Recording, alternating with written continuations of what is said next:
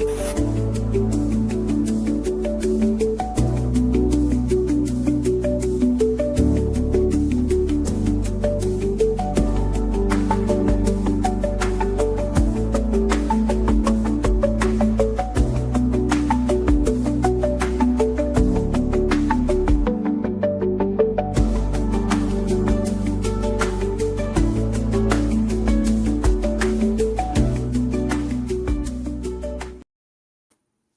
we go. Welcome back. Welcome back. Happy Saturday to you all out there. Today is March 29th. March 29th, 2025. I swear, I don't know if it's an age thing. I've heard this from my parents, from elders, from mentors, grandparents, that the older you get or the wiser you get, the faster time goes. And I like to think because we're using our time much more effectively and efficiently doing the things we want to do. My name is Brian Jenkins. I will be the MC, the Master of Ceremonies for the Iron Sharpens Iron event we have coming up in Orlando, April 19th. And in this series, we are taking the time to give you an opportunity to meet some of the amazing experts and speakers and men in their craft, and women as well, in their craft who will be some of the presenters and the facilitators at this conference. When I tell you that, Shelly and the whole team over at Teach Me How to Heal has put together a program that is the best program you can think about to give an opportunity for men in this particular case to explore who they are to a deeper level, right? Not the superficial stuff, not the job you do, not your title, not your accolades, not the degrees. All those things are great. We're not going to take that away from you, right? Keep those. We're talking about what does it look like to go a bit deeper below the surface to really understand who you are if you got rid of all those things. And if I ask you that, who are you without your title, not being a father, an entrepreneur, a doctor or a lawyer, whatever your titles are, who are you? And we get to explore some of that on a deeper level at this conference, Iron Sharpens Iron, April 19th in Orlando. So today, this is going to be the last interview, maybe one of the last interviews of this series before we actually shifting gears towards actually inviting them into the conference here, is we have Dr. Louis Cola with us. Well educated man. Actually, there's so many accolades that I can speak into about what he does and how he helps different people, from family units, from individuals, from addictions to stress, and even on a coaching level. But without further ado, I want to bring him on with me, and we're going to start this conversation like we do every other time. First off, Dr. Louis Cola, welcome. How are you doing today? Thank you so much, Sam. It's a blessing and it's a pleasure to be with you this afternoon. And I look forward to our conversation together. Yes, sir. And I just do want to ask the audience out there, who's watching this, please try to pay attention to me. I know my accent isn't as exotic and as nice to hear as Louis is here, but please pay attention to me. Don't steal the stage, Louis. All right, Louis, I want to start this the same way I started every single one of these series, these interviews. We have the title of this conference called Iron Sharpens Iron. And my question to you is, what does that mean to you in the context of men coming together? Iron sharpens iron. The phrase, if you would, iron sharpens iron, actually comes to us from one of the wisdom literature of the Hebrew people, Jewish people, and the reference originates from the Proverbs, in the Christian Bible. And iron sharpens iron for me points to some of the fundamental truths and principles and ideas about what it means to be a human being. That means that we are not designed to be isolated being. In fact, an isolated being is a contradiction. It's an anathema. We are designed to be attached, to be connected, to be in relationship. And therefore, iron sharpens iron is one man and another man's ability to connect in a way that brings about change, transformation, growth, inspiration, in a way that we hold each other accountable, in a way that we support each other. Because one iron sharpens another iron. One iron cannot, sharpen itself. It needs another iron to do so. In fact, there's another phrase that we use from where I come from. Both of my parents were from Nigeria. They were Yoruba people. And there's a saying among the Yoruba people that one hand cannot effectively wash itself. It requires the other hand. So they said it in Yoruba language. When we use the two hands to wash each other, we get two cleaner hands than we do by one hand washing itself together. So that concept which is iron sharpen iron, is actually mimics, or there's a rendition of it, among the African people, in which is that one hand cannot wash itself cleanly as it can with both, cooperating and working together. So that's what iron sharpens irons meant to me. Mhm. Excellent, excellent. I love that take on that. I appreciate you bringing back the African context to it, especially from Nigeria, where one hand washes the other. And to me, when I hear this, it makes me think of sometimes when we go in that path on the journey, especially as men, we can kind of go to the lone wolf, or we can feel like we don't want to ask for support or for help. And if we open up and we kind of expose ourselves emotionally, physically to another man, for example, that we may become weak. But in this context, is there's so much strength that comes with that. And I'll point to an obvious one. Most men out there love sports. How fun would the NBA be? How fun would March Madness be right now if there's one man on the field on the court playing basketball by himself? It's that Absolutely. team dynamic that makes it exciting. It's how they interact together. It's how they come together for a common goal that makes it exciting.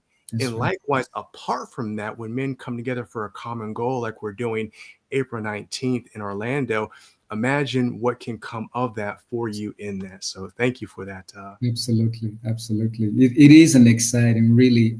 But we also have to admit, right, that as much as we want to believe and we know that iron sharpens iron, we will also live in an imperfect world. We live in a broken world, and that Yes. part of relationship, a part of connection, part of attachment to another human being is a potential for injury, for hurt, for failure. Yes. And Yes. I think the reason why we'd rather choose isolation, why we choose aloneness, is because of fear that if I open up myself, am I going to be judged? Am I going to be found, inadequate? Am I going to be seen as not good enough? And so that heightened, the urge to want to isolate, to want to be alone, to want to pull away from other people. So we have to acknowledge both. On one hand, iron does sharpen iron, but there are moments in which, in the process of attempting to sharpen, injury can also occur. But we must not live our life because of fear of injury. We must live our life because of what is possible when one iron sharpens another iron.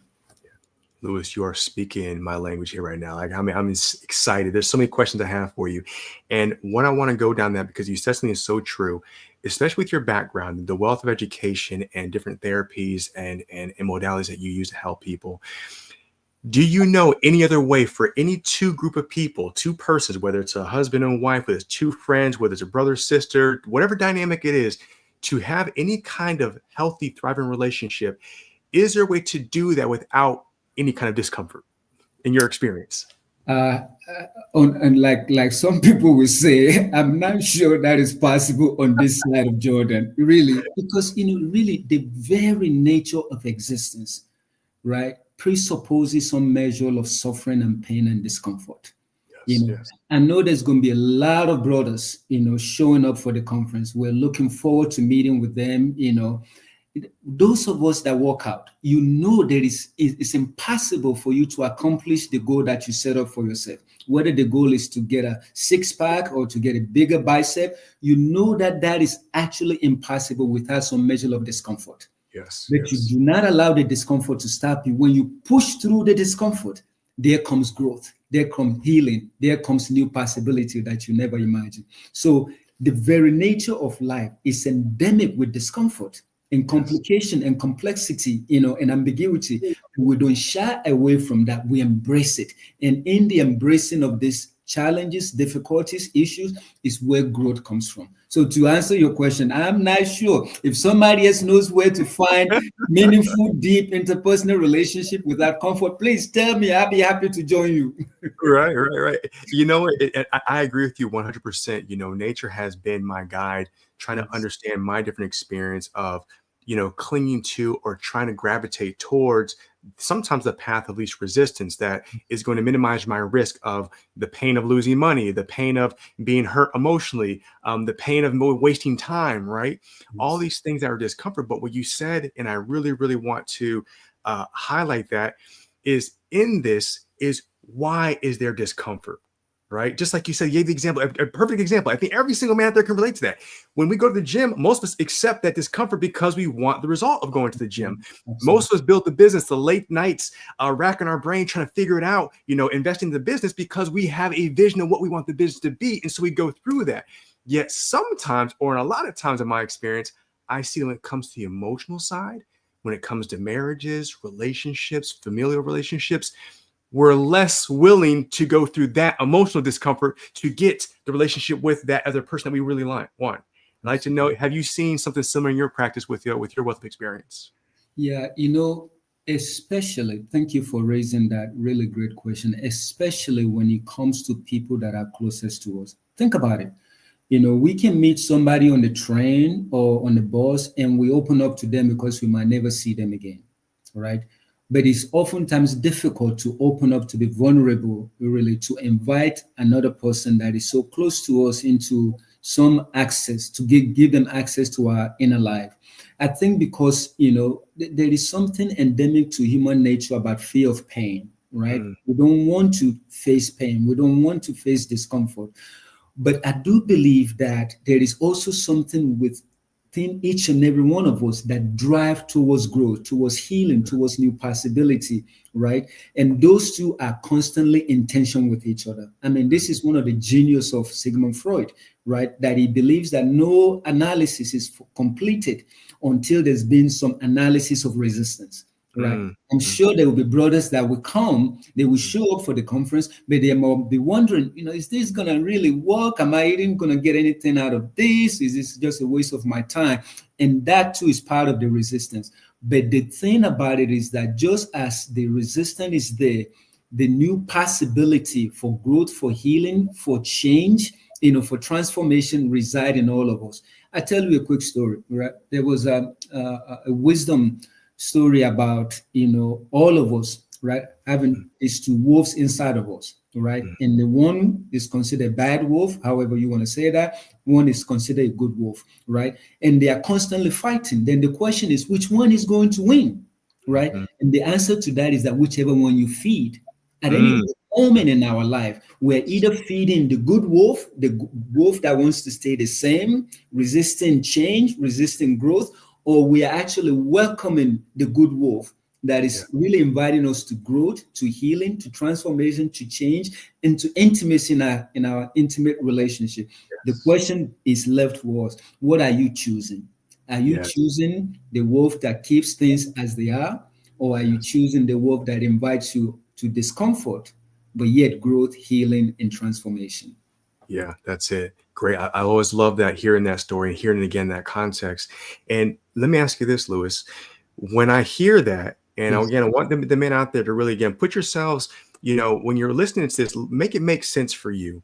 The stories that we share and the perspectives that we give, it probably won't fit your exact life situation. It's not meant to be. But this is where you, as an individual, as a sovereign being, you get to actually take what we're saying and say, how can this apply to my existence here? So when we talk about good and bad wolf, it's not about you being good or bad. It's just which one is going to get you more towards what you really want. So if we use the gym, the body, if we use the business and profits and growth, which behavior, which attitudes, which, actions are going to get you towards what you want? It's as simple as that. And when we come back to they come back to where we put our energies, right? Yes. And you say we talk about the suffering and the discomfort. Now, what I always say this, and I want to hear your take on this. There's always going to be discomfort.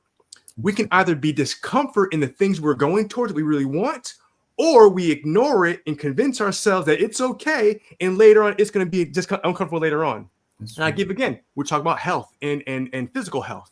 So either you go through the discomfort of eating right now, or going on a jog, or going to the gym, whatever that is, you go through that discomfort now, or you face the discomfort of an unhealthy lifestyle, prescriptions, surgeries, and so forth and so on. You choose. There's no right or wrong in this. There's no moral guidance that's going to say you should do this or you should do that. Lewis can't tell you that. I can't tell you that. You just have to decide, where are you going to put your discomfort of something you want or something you have to face regardless. So what's your take on that, Lewis? It's an excellent observations, right? That the church the choice resides in every single one of us. And whether we are aware of it or not, we are constantly making choices in our lives. And as I indicated earlier, where the choice is either keeping us where we want to be or where we don't want to be, or the choice is actually leading us to what we are designed to be. Because again, we are all here for a particular purpose. None of us is put here on earth just to occupy space, and then leave. We are here for a particular purpose. Then the question that I invite people to really ask is that at this current moment, at this season of your life, do you think that you're living your best life? Do you think that you're showing up with your best in your relationship, at work, in your connection with your peers, in your connection with your co-workers, or in other areas of your life, even in your spiritual life? Do you think you're living the best possible life for your life? And if you answer no, then explore this conference. This conference is a great place where all of us really can begin to examine, to interrogate, and to wonder about how can we show up with our best self. How can we show up in our relationships, on our jobs, in other important places in our lives in a way that is reflective of us moving towards our best self? And I think that will be predicated on the choices that we're making on a daily basis, minute by minute, hour by hour, and even second by second. Yes, sir. Yes, sir. And I think that's it's interesting, if I may add, the mind is not a neutral phenomena, really. In fact, every human encounter, every thought, every feelings that you have is either leading towards really staying stuck or leading towards growth. There is no neutrality when it comes to the human psychology or human psychological makeup. We are either making choices that is fostering growth and healing and transformation, or we are making choices that is keeping us stuck, stagnated, and disoriented. The choice again is ours. Mhm. Yeah, yeah, beautifully said. And what I'll piggyback on that is to say you have to also be honest with yourself. So again, what we're talking about right now, only Yes. you can stop, look yourself in the mirror, close your eyes, look inwards, and say, to what degree am I convincing myself of the story, whatever the story is. There's no judgment in that, but that starts with you. So even before you come to this conference on April 19th, stop and just look and just evaluate. Where are you going? How do you want to get there? How has the journey been for you? And is it going the way you want? And even if it's a no, it's okay if it's a no. That's But right. you need to be honest with yourself to say, well, why is it a no? Why does it feel like the journey is so bumpy? Why does it feel like it's such a hard, bumpy road so long? Only you can answer that. That's But right. what will happen, when we come together in April on the 19th here next month, is we have the opportunity for you to get out of your current environment and be somewhere different. And before we do that, Lewis, you said something that I find really, really fascinating, is it's oftentimes more easy for us to share and to open up with a perfectly good stranger as opposed to the people who we love and trust, the people we say family, our friends that we've known since our childhood, decades. We've known them. They are our ride or die. If I am in a crunch situation in the middle of the night, I'm calling these people. Yet, when it comes to opening up and showing a bit more vulnerability, I'm less likely to do that to some degree. And my question is, why is that happening? And I'll stop there. Why is that happening? Why are we so reluctant to open up with friends and family? I have find this quite interesting. I oftentimes say that I have two types of people that come to my practice. There are those I consider, a client, and there are those I consider guests. The guests are just coming to check out to see how is this thing is going to work. How is this guy with an accent is going to help me accomplish the goal that I'm seeking to accomplish? So they're not yet committed really to the process of change and transformation. The clients are usually self-motivated. They are more inclined to want to explore, to look at areas of their life that has been aching or that they feel needs improvement. Are you with me? And again, like you rightly observed, there's no judgment about that. It's just depending on where people are in their life. But one of the things that I have found out is that we all tend to focus so much about what people think about us. Yes, yes, yes, We are yes. so concerned. It's what some people have referred to, external, motivating, orientation. We wonder what people think, how people feel, what people are going to say about us. and those things can become barriers to opening Yes. up, right? To Yes. making ourselves known, making ourselves seen, and making ourselves heard, Mm. especially by the people that are close to us and people that matter to us. And there's nothing wrong with the fear of how people are going to, think about us, how people are going to feel about us, or what people are going to say. But we should never allow our life to be driven by other people's impression of us. Otherwise, we become a puppet, right? If I Yes. think they're going to say this, I act this way. If I think they're going to feel this way, I move this way. Then we are no longer an agent. We are not agentic in our own life. We are in response to other people's impression, feeling, and reaction to us and to our way of being. So I think that's one of the key things. Our concern, for what people will think, feel, or say about us, and that could preclude us really from living our own life or doing the work that we need to do in order to, reach the goal that we set for ourselves. Yes, yes. I couldn't agree more. When I see that and I'm working with my clients as well, and even my own journey, I went through a long journey I'm still working through those remnants of not giving so much emphasis on what people think about me, Yeah. how I show up, how I speak, how I live my life, right? But when I come to think about like the family element, the family unit, that's always been, I've seen like the biggest challenge for many, many people, myself included here, is not wanting to be cast out, not want to be the black sheep of the family, not want to see as if I'm not loyal to the culture, the traditions of the family. So I go against my internal compass that says, Brian, go this direction. But if I go in this direction, does my family want to go with me? Are they going to think I'm leaving them? Are they going to think I'm better than them? So I keep myself here. And then if I choose to keep myself here, again, no judgment in that. Am I willing to say, you know what, that's a choice I made because being close to my family, even though I'm not following my path, my inner calling, I'm choosing to stay here. But what I tend to see is we stay in these situations because we're not willing to make those choices. And then resentment builds for our family, for our partner, our wives, our kids, whatever the situation may be, that we've told ourselves, I have to stay here for this reason. When we're independent, we're sovereign, we can do that. It's just a choice. So either choose and be happy with that choice without making the people around you wrong or bad, or choose and trust that those who see you and appreciate you will come with you in some kind of way. And we may not always we don't always need to go in the same car in the same direction at the same speed. Maybe we're just hitchhiking for a little bit. Maybe we took a cruise together. Now we're going to do a road trip. Whatever it is when we're talking about those family units or those relationships, is you get to be in a different environment when it comes to the conference. We're not saying abandon where you've come from. We're not saying you need to take on board everything that you'll be exposed to, but we are saying allow yourself to be exposed. Allow yourself to be open, receptive to something different, a different environment. So you can take that back to your village or take that back to your life, to take that back to your community. You say, you know what? Of the 100% experience that I had at the conference, I'm going to take 5% of that and put that in my life. Great.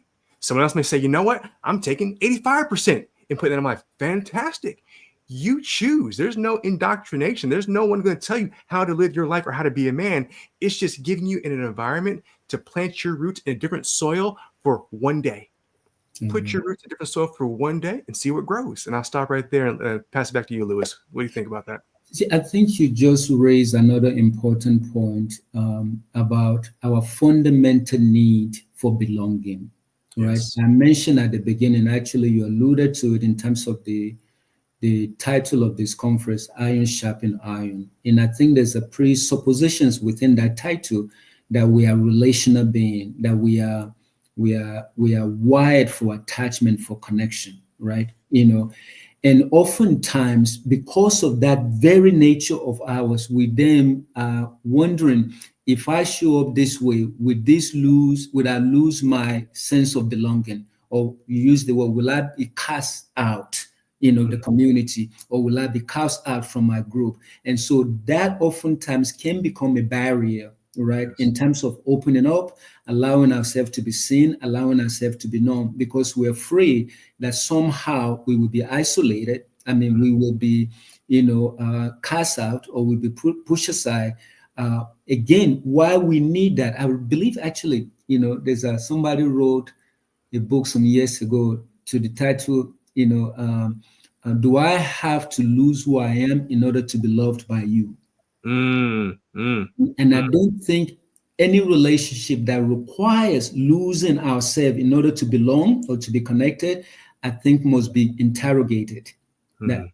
relationship must be, just like you and I are talking, mutual acceptance, mutual embrace, mutual affirmation, that I want you to be all that you are designed to be, and you allow me to be all that I'm designed to be. And it's in that context that we mutually grow, we mutually affirm each other, and mutually celebrate each other's being, and existence on this earth. So I Yeah. think you're right. The fear of being cast out or not feeling belong can really preclude us from opening up and allowing our vulnerability to be displayed. Mhm. Yes, yes.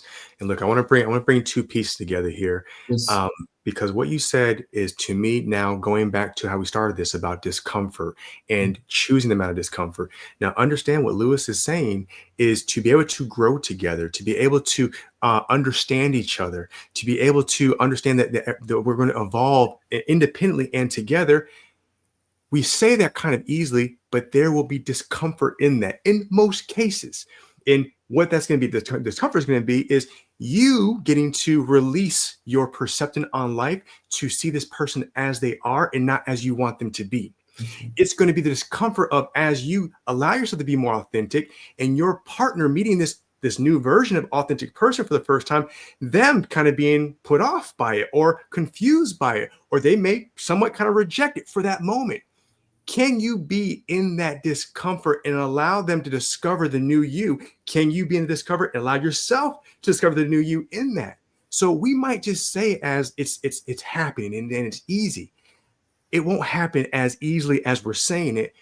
But going back to the other point, if you believe and you say, you know what, the kind of relationship that I want to have, let's just say marital with my wife, with my partner, is this, where we can just speak openly about our fears, our insecurities, our desires, our wants, all these things without being judged. It's going to take the work of both you to do that. Not just, hey, partner, you go first, while I keep my cards close to me. It's you saying, you know what? Whew, I want to share this with her. I don't know if she's going to like it. I don't know if it's going to upset her. So I'm going to kind of beat around the bush and say the thing. I'm not going to say exactly what I want. And if I don't say exactly what I want and she doesn't give it to me, I'm going to be upset with her because she didn't give me what I wanted. Did you give her a chance to give it to you? And vice versa. So with that, Lewis, when you're talking about the fear of being cast, I use the word cast out, but the fear of not being accepted by your family unit. And we're talking about this conference. Help give some men out there what that can be like for them to be in a place where they don't know anybody. There's no judgment. They can show up as they want to be. They can speak and say and anything that they want to be that they may have felt restricted on, whether it's a real restriction or an internal restriction. What could that be like for a man to be in this environment where they can be just completely authentic? So I wanted to hit on that question, but I would like to touch very briefly with the idea of discomfort. So I was Please, talking please. to a female client of mine not too long ago. And women always have this incredible way of showing us, the dynamics of growth and healing. And so she said to me, as she and I were discussing a particular subject matter in our life, and she said, Dr. Kohler, I am beginning to realize that the pain of contraction Mm, that is so uncomfortable, that is so disorienting, is the same pain that allows you to push the baby out. yeah, yeah.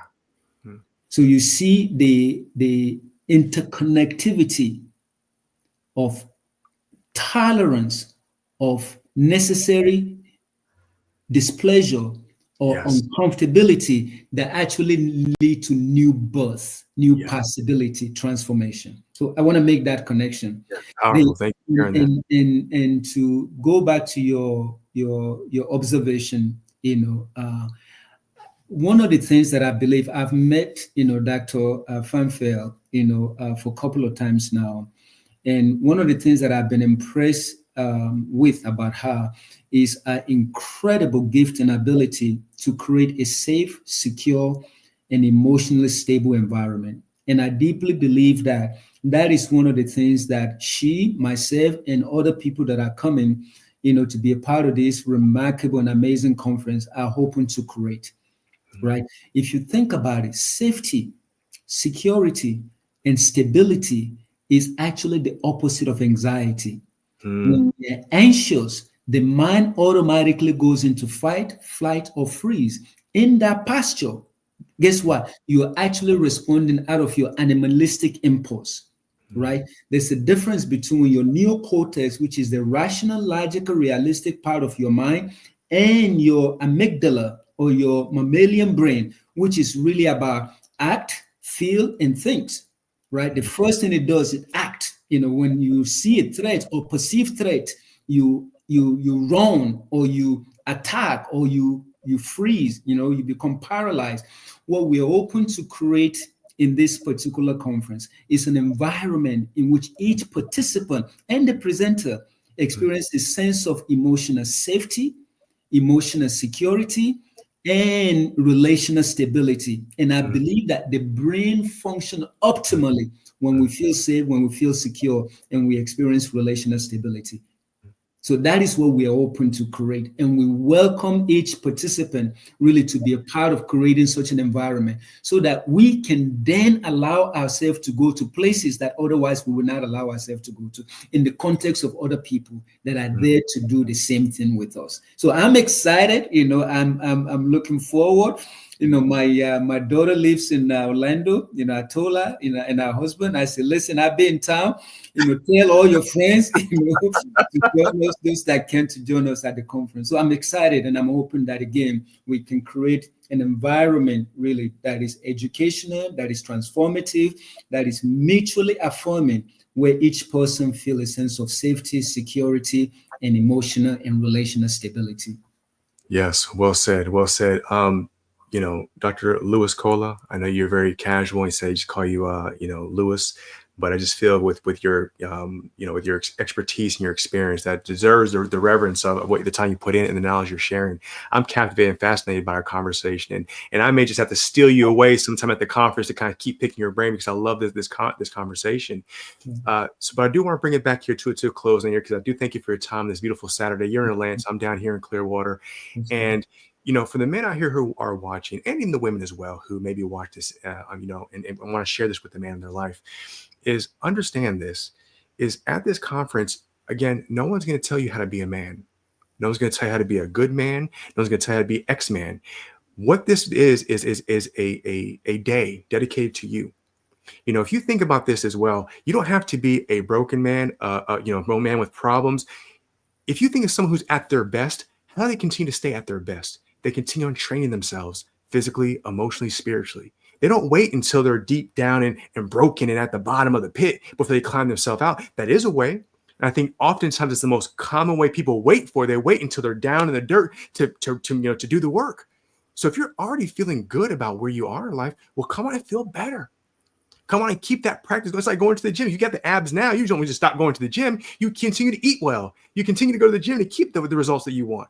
So this is going to be the opportunity for you to do that and to be exposed to other experts, with other modalities, other perspectives, for you to pick and choose which nuggets of information, which fruits do you want to take back with you, right? You have that autonomy. And I even say you have that responsibility. I'll go so far as to say you have that responsibility as a man to do that, one for yourself and for the people around you who may depend on you, right? You're not responsible for everyone's life around you to a degree, but understand this, the more you water yourself, the more you find yourself in fertile soil to grow, to expand, to provide more refuge for other people around you, the more capacity you have. And I would, again, go in so far as to say, I think every single person, but particularly men, we have that kind of calling. And sometimes we don't know what to do with that in this modern world. Well, this conference is that way for you to have that opportunity to tap into something bigger than yourself and expand you, and to have those have those reflections, have those conversations, allow yourself to expose yourself to different kind of elements, to sharpen your iron with somebody else in a safe place where you get to grow in that. Absolutely. So before you wrap up, Dr. Lewis Cole, any final words for our viewers out there? But this has been an amazing opportunity to speak with you, and I look forward to meeting with you in person as well, and hopefully getting a chance to chat, in person. I really wanted to invite those that are listening to us today. This is an important conference that was specifically designed for you, no matter where you are in the season of life, right? You are absolutely right. There are some of us, that are already doing good. Our invitation is for you to actually go from good to great. There are those that are seeking understanding, about some aspect of your life or your relationship or even your spiritual life. This is an opportunity to explore, some answer to that. And there are those of us that have been carrying, a particular challenge or difficulties, for a long time or for short time. This is an invitation for you to come and join us, so that we can explore really what is going on with us as men and how we can best support each other, so that we can be the best that we're called to be in our relationships, in our work life, and even in our relationship with our own children. So this is designed for every single man, wherever you are on the continuum of life, on the season of life. You will get something out of this conference that would be a benefit to you, to your family, to your relationship, and to your work life. And we cannot wait to meet you and to be able to interact with you at the conference. Thank you so much for having me. For all you out there who enjoy the conversation as much as I did with Lewis here, go in the chat here. We have, click on the link. It's teachmehowtoheal.com. Click on Iron Sharpens Iron Men's Edition and reserve your ticket. Actually, buy 2 tickets. Take you and a friend. Buy 2 tickets. Take you and your son. Take you and your father. Take you and your uncle. If you're a wife, a sister, a woman out there, gift this to a man in your life. At the end of the day, we have to co-create this thing called life. It's not what women need to do or what men need to do, or when women have it worse or men have it worse. This is a co-creation. So if you want to see men do better in the world, help us. Give a man in your life those tools to do so. If you want to get some more of this wisdom, this knowledge, this gold, this deep, soulful, spiritual connection that Dr. Kohler is giving us, come see it live. Experience it live. It's in the chat here. Teachmehowtoheal.com. Iron Sharpens Iron, April 19th in Orlando. Doctor, thank you so much. Have a beautiful day today, and we'll see you all in Orlando. It's my pleasure. It's good to meet you. Bye-bye now.